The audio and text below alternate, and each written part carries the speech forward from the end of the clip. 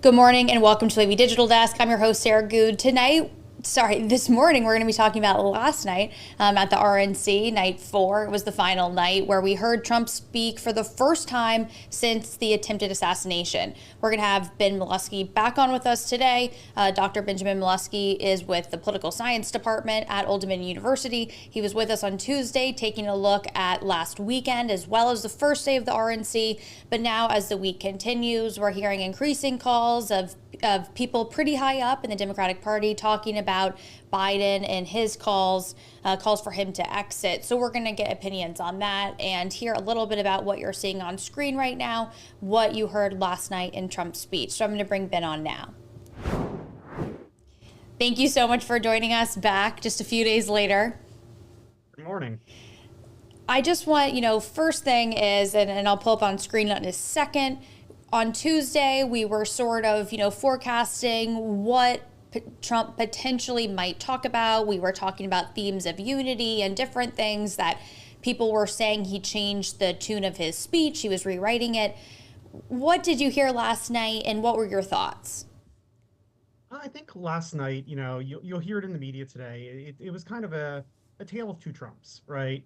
And I think for the first 20, 25 minutes of his speech, he did exactly what both his campaign and kind of the rumors bandied about were saying was we saw a much softer Trump. We saw one more introspective and reflective on kind of the events of the weekend. We saw some really powerful moments speaking to the victims of the events of Saturday. There's going to be a picture that I think will go down in history of him going over to um, the firefighter's uniform from the individual who was killed on Saturday and kind of respecting it and giving it a kiss. I mean, I think that's going to be very powerful. However, then after kind of the recounting of those events, then I think we kind of shifted more back to more of a standard campaign Trump that we saw out on the campaign trail.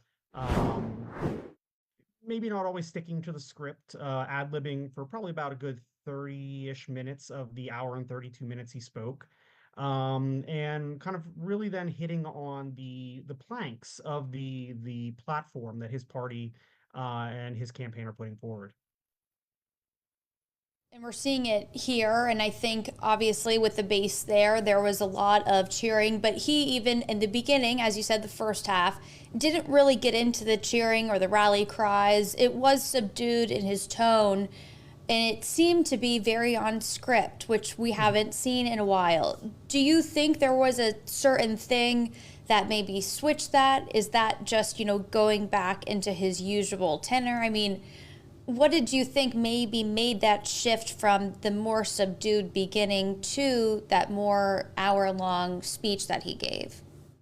I think there's two elements to it. The first is, I mean, it's frankly, his personality. I mean, this is who Donald Trump is, right? I mean, it meets our perceptions of what we know the candidate is from, he's been on the public stage for a long time.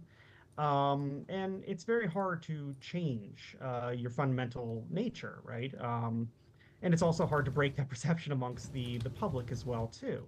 The second element also, I think, is just the energy in there. We've heard reports all week that the energy of the RNC was basically not seen last in a party since like the 2008 Obama convention, right? So I think that energy is infectious. And there is something to the fact that when you're standing before a packed house that is just buzzing with that energy and we can talk about political unification, right? Party unification that night.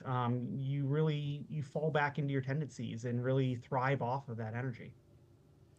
And, I think in the midst of him giving his speech, we're hearing him from the first time after the assassination attempt, and we were hearing cheers throughout by different speakers, even leading up. His son did this as well, and some other Mhm. people. The fight, fight, fight chant that, is now becoming sort of this, rallying cry of strength that we're seeing. Do you think that strength was shown last night, especially, in the backdrop when a lot of people are talking about, the strength of Biden? Mhm. Yeah, I mean, if you just look at, kind of the theme of the week, right? Each day had kind of a different theme, going from um, wealth and prosperity to strength and security to this night being very much focused on strength and strength through unity, strength through, in some instances, humility, right? I mean, Donald Trump used the word humble, which I don't think anyone really expected. And you look at the speakers leading up to his speech. I mean, you're bringing in people like Hulk Hogan and Dana White, right? People that are entertainers and people that are focused in industries that, are pervasive of strength. So I very much think that it was purposeful, and it very much does reflect kind of the tenure going for or the tenor of the campaign going forward. And some of those people that spoke for Trump, those figures that a lot of America will know, they're a part of pop culture. Do you think that's trying to get more people, I guess, involved that maybe is not a part of his base? Because as much as he's speaking to the delegates in the room, he also is speaking to millions of Americans at home that are watching this or watching this maybe in clips on social media the next day on YouTube. I mean, what do you think the gain is there? So if you look at kind of Wednesday night when JD Vance spoke, that was very much from the context and the tenor of his speech. That was an olive branch out to an expansion of the electorate, right? Speaking to what Trump was able to do back in 2016, reaching to Rust Belt voters, reaching to voters that maybe the Democratic Party has left behind through policy or just believing that perhaps that they are maybe taken for granted. They'll just come out and naturally vote for Democrats. And that's what I think JD Vance's speech was very much focused on. If you look at the context and kind of tenor of this speech from Trump, it wasn't so much about expansion of the electorate. I think this was very much more about reaching out to part of his base. That might be those low propensity voters, ones that might sit on the couch and stay in on election day. And if you put this in the context of where we are in the race, you look at, pretty much any national news network, larger polling firms, they're projecting out to the race to 2020 or 270, right? To how many electoral votes you need to win the presidency. And right now, Donald Trump is effectively ahead, right? I mean, this is the first time he's really ever been ahead at this point in any of his presidential campaigns. And in terms of what he needs to do, in particular in battleground states, he really only needs to get 46, 47% of the vote. And that's basically bring out your base. And I think what he did last night, I mean, there was a lot of kind of, you throw red meat to the party. That's expected at a convention. But by bringing out speakers like Dana White and Hulk Hogan and speaking in the way he did, speaking, bringing out a connection to pop culture and cultural events and bringing in religious leaders like Billy Graham's son, Franklin Graham, you're really trying to get out those voters who might sit on the sidelines. And you just got to get to that 47% basically, because you have people like RFK, potentially Cornel West, Jill Stein, that are going to be in there sucking up some of those middle votes. And throughout the week, you're talking about the side right there, but then the other side of it is they were trying, I think, to maybe show the more human side, if you will, with the family, with the granddaughter speaking. Do you think that's something that came through at all in his speech? Maybe perhaps, speaking about the firefighter who lost his life. I mean, that was definitely a human element. But do you think that grabbed at anyone that maybe wasn't in his camp before? Um, it's tough. We're gonna have to wait to see. I know there was some kind of flash focus grouping after the fact amongst independents and amongst undecided. Um, some of the flash polling that I saw in Wisconsin, it impacted some voters, but not a ton, right? So it's going to maybe work around the edges. And for the Trump campaign, I think that's a strong strategy, right? Like if you can get your base out and then maybe pick up some votes around the edges, you don't have to win much. I mean, you look at some, go back to the 2016 election and some of these battleground counties and precincts, right? I mean, they are only won by small margins of votes, and that's all he has to do again. So if you can humanize Trump through your granddaughter, through Dana White even saying, I was on vacation and he was, apologetic that he was asking me to speak for him, and leave my vacation. And, and I think that might bring in some votes around the edges. And I want to move to, while we have some time, this part, and Biden's coming up on screen here. The calls for Biden to exit, I think, have grown really all week. We've heard from people further up in the Democratic Party. Now, I think even this morning, honestly, we're hearing so many mixed reports. It's hard to sort of read between the lines of what's out there and all these different sources that people are citing of what's really real. I think even this morning, there was a note from maybe a campaign, either manager or somebody inside the campaign saying, no, he's really much going forward with this, but then you're hearing consistently across the board that he is maybe taking it more seriously to look at what people are asking him to do and potentially exit. I mean, what are you hearing and how do you feel about the calls? From both the larger media as well as some individuals I've kind of talked to, um, there's a lot of smoke, right? And there's nothing definite. I know there's some reporting, in social media saying, he in the next 72 hours will be withdrawing. I guess there's reports that his wife has canceled a campaign stop in Ann Arbor, which was scheduled for Sunday. Um, and the reality is, I think Biden has to take a little bit of a, step back and, take everything in context. He's looked at least some of the reporting we've heard is that he's looked at some of the polling data and said, look, I'm still running neck and neck in some places, right? Polling is just a snapshot of right now, right? Things can get turned around very quickly.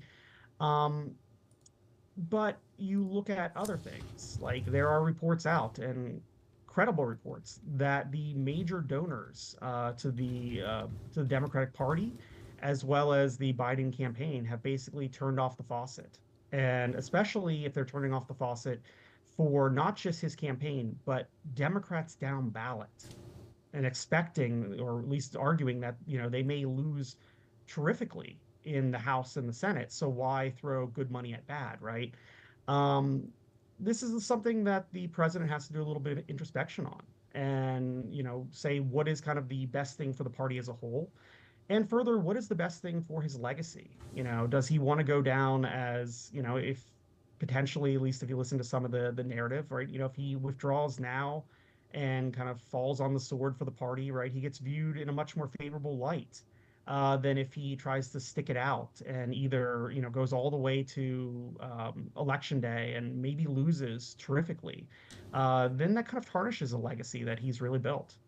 And speaking of the power of sort of this, pop culture and public figures, it was just last week when George Clooney wrote a very sort of pro Biden stepping down and also a very colorful opinion piece about, this Biden is not the Biden we've seen before. Do you think those voices and that kind of power can influence other people, or is that more towards voters and then maybe this was a thought that people in government and in the Democratic Party have been having. It's just that now it's been vocalized. Yeah, I mean, so there's very much when we think about how a kind of a party is, right, there are these kind of concentric circles, right? And what George Clooney and kind of others in kind of the pop culture and media are they're kind of almost a mouthpiece or a surrogate for the voters, right? I mean, they themselves are cultural elites, but they're very much tapped into the electorate. They're very much tapped into their fans, and they're saying things that effectively, they're saying the quiet part out loud, and the quiet part is very much what the donor class.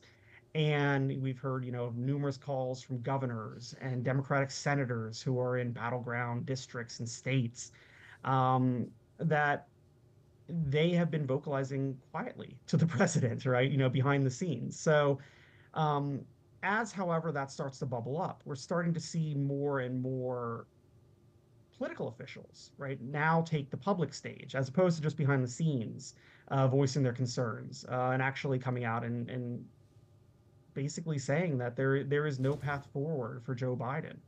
And it was interesting. I think a lot of people have started to think back in history. Where in the history of presidents of the United States have we been in a similar boat? And there was examples, I believe, Woodrow Wilson, and talking about, medical things that have come up again with FDR, I think, and they said, wartime, we don't need to tell the public about, any ailments. I mean, I think, but now in this culture of transparency, and as we've talked about, to the minute, to the second, even sometimes knowledge of what's going on, you can't hide what's happening. No, and even a rumor has power in these days, right? So with the kind of the spread of social media and instant information and instant gratification of that information, um, a rumor, a whisper has power. And even false information, as we talked about on Tuesday, right, has power as well too. So it's one of these things that the current president really, like I said, is doing some introspection.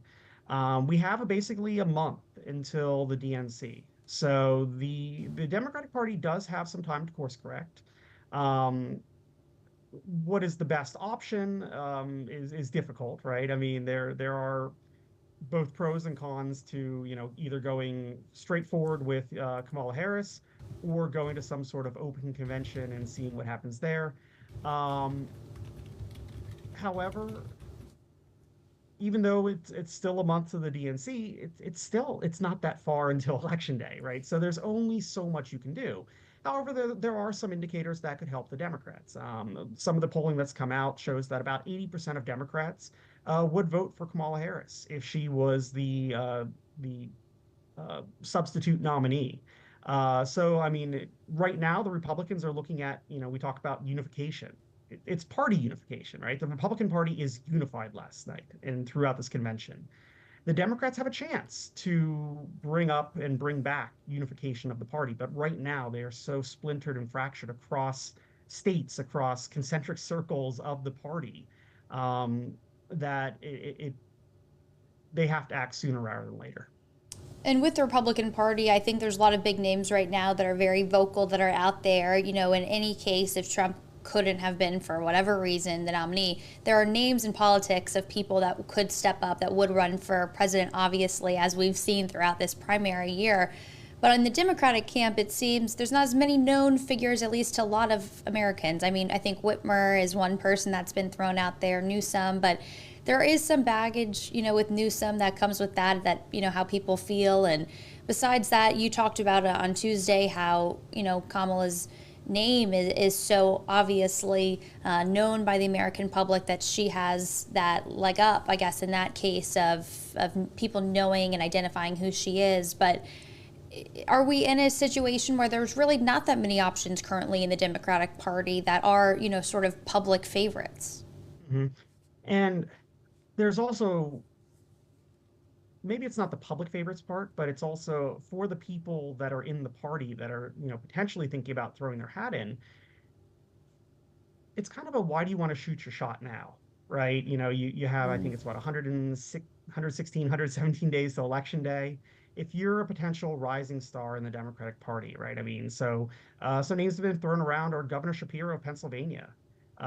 We've heard about Kathy Hochul from New York. I mean, obviously Whitmer, Newsom. Um, do you really want to throw your hat into the ring now with a very short campaign and potentially, lose maybe historically, and then shoot yourself in the foot for a 2028 chance? Right. And that 2028 number for Republicans, too, we're seeing those people already come out of the woodwork, sort of maybe planting the seeds of who they are, or at least we can guess, who those people are. So I understand that side of it as well. The last thing I want to say before we go is just if this were to unfold, it's not going to be smooth, right? Whatever happens next week, if those calls for him to exit are true, he does end up stepping down. That is chaotic, not only for the election coming in November, but that's also a extremely chaotic moment, just for the country, especially, I guess we'd hope, right, that he would continue to be the president through January. But there's a lot of questions up in the air with calls for him to step down. So I guess the connection there is that if the president is potentially unfit, at least in the eyes of the party, right, to be the nominee and run for another full term, is he still fit to be commander in chief, right? Is there, medical issues? Is there cognitive issues? Is there something below the scenes or below what we see that might impair his ability to actually be the president? And that's a very different and scary question, right? And that's something that the party is going to have to wrestle with, especially with the optics of a withdrawal. Um, so it's messy one way or the other. If he stays in, it's messy getting to the convention. It's messy then if he were to say withdraw, after the convention before election day. It's messy if he stays in and then say something terrible happens medically or cognitively before election day. It's messy if he withdraws, and then who becomes the nominee. If Kamala becomes the nominee, there's a connection there that, yeah, she can bring, $90 million of unspent campaign war chest funds to the table. Um, but there's a view that maybe she's, kind of the unelected nominee. She didn't go through the kind of the standard primary process, and that gets messy and causes divisions. If she gets sidestepped, right, and they, bring somebody like a Newsom or a Whitmer forward, then you run into the messiness of, did the first potentially black woman to become the president get shunted to the side for, somebody else, right? And that splinter the party. So the the path moving forward for the Democrat Party is a bit fraught right now. And that's why I think, like I said, the president's being introspective. There's a lot of talk behind the scenes amongst the donor class and the political elites about what to do. And they're trying to find that way forward that is the least messy. Well, we'll see what happens, and if anything were to happen over the weekend, I think that we'll, bring back some opinion next week to see how everything is going to move forward. But Ben, thank you so much again for joining us this morning, giving us your insights to a very tumultuous week in politics. My pleasure as always. And thank you to everyone watching. There's plenty of links up on wavy.com to bring you to where we stand right now, as well as looking forward at potentially what could happen. So feel free to go over to wavy.com and we'll keep you updated as things progress here in this election cycle. But Ben, thank you so much, and thank you everyone for watching.